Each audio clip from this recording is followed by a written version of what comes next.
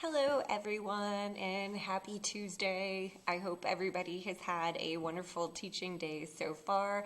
Mine has been a little hectic. I like to call these Tuesdays after a 3-day weekend Super Mondays, right? They feel like Mondays on steroids. But I thought I would hop on here and do just a quick little walkthrough of something that I was able to figure out regarding the computation layer and the aggregation of data at the end of a lesson in the table, okay, or in an inserted table.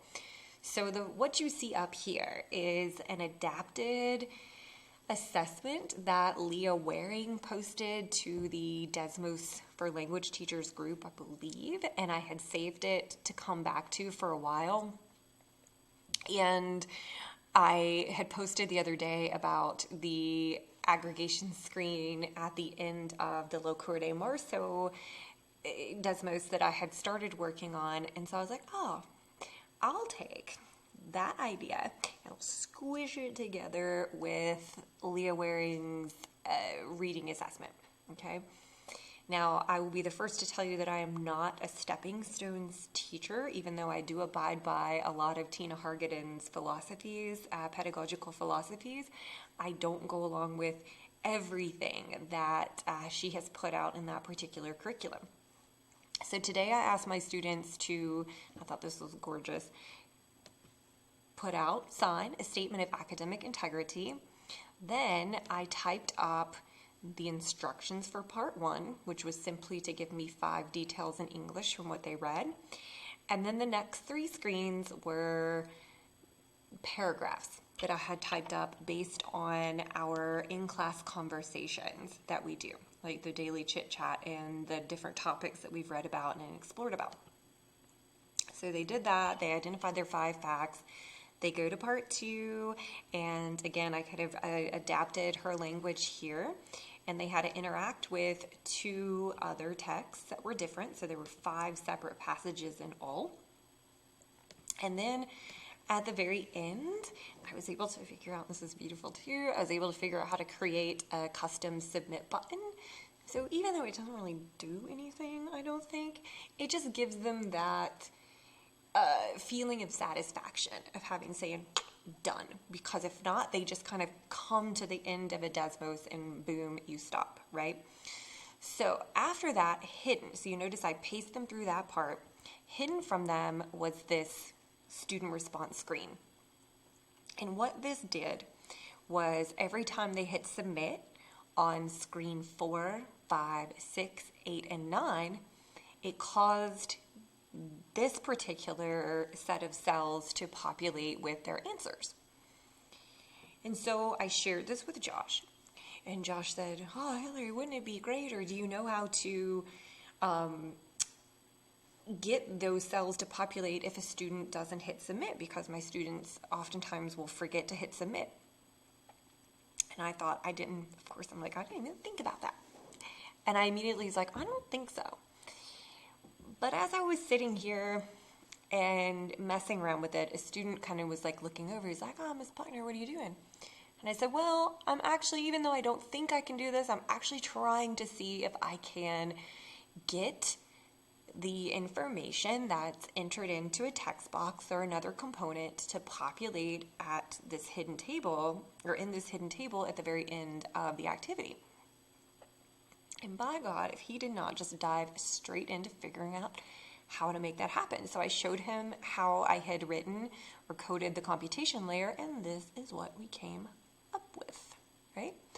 So, and I added it to the Locura de Marzo. So I'm in the process of building this whole thing for round 1, right? So what you're going to see in this second activity that I'm going to show you is actually going to be applied to Locura de Marzo. And the second activity is not mine, right? So when I shared with Josh what we had figured out, he was like, oh, boom, okay. And he took what he called all of his important cells, like, or the most pertinent things, like I think here if you look at number 22, right, like there's a question or they have to Yeah. They have to answer the question, right? So this is with one of the stepping stones, like the fable, I think, here, with the stepping stones. Oh gosh, what is it? Story? I don't know what to call it. And you notice that he has got some of these components labeled, right? What if I labeled? That's unlabeled, unlabeled, unlabeled. Let's go here. Oh, let's see. That's unlabeled. I know there were some that were labeled here because I clicked through.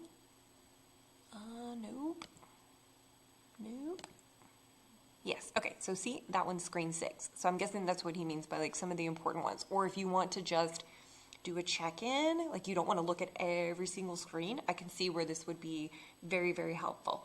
So he labeled those elements, and then at the very end, he has them in just a one-column table, okay?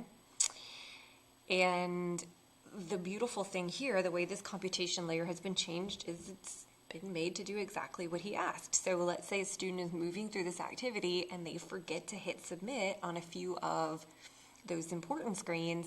It doesn't matter. It's going to go ahead and populate here at the end of the activity in any way, right? So as you can see, if you go into the computation layer here that Josh has written on like the write and discuss, right? Like their entire write and discuss is going to go into that next to the last cell. So wonderful, right? And if they don't write anything, it's just going to say nada. Okay. On here, he's asked them to do a translation. The translation will populate in the last cell. And if they don't do the translation, nada. So you don't have to click around. This is so wonderful. It's a time saver. You don't have to click around all of these different screens. You can just look right here at the very end of your activity, and there you go. So I know Josh will be able to share this. It will be shared in different places, but I will attach this to the end of this video as well, so that even if you just want to kind of look at it and copy and borrow this computation layer script, you can do that. The only thing, like if you notice here, right here, like where it says screen 1, screen 2, screen 3, screen 4, that's the label for your particular element, like your text boxed element, right? So just make sure that it is the same here and the same here, okay? Whatever you've named it. And then if you look, well, I'm going to wrap this up pretty quickly. Like if you look at what I've done here, this looks kind of crazy, right? And I'm going to repost this too once it's finished. I may go ahead and repost, like just continually link it as I'm working on it. But if you look at this, it's a little bit different, okay? You have the first cell content, because there's two, right? There's two columns for this one. This is just their selection, the little button selection. And then here is the content, right? Where I asked them to give me their opinion. And then guess what? I'm going to make one just like Josh did and put in here for all the little mini write and discusses. So this is a work in progress. It's a work in progress, but I think the ability to take multiple screens of data and put it in one place is going to make so many of our lives so much easier. So hopefully this helps some of you. If you have any other questions, again, I know that we are all just really figuring this out as we go along, but before long, guess what? We're going to be experts, and then that's going to be wonderful. Alrighty, so hit me up if you have any questions. Other than that, adios for now.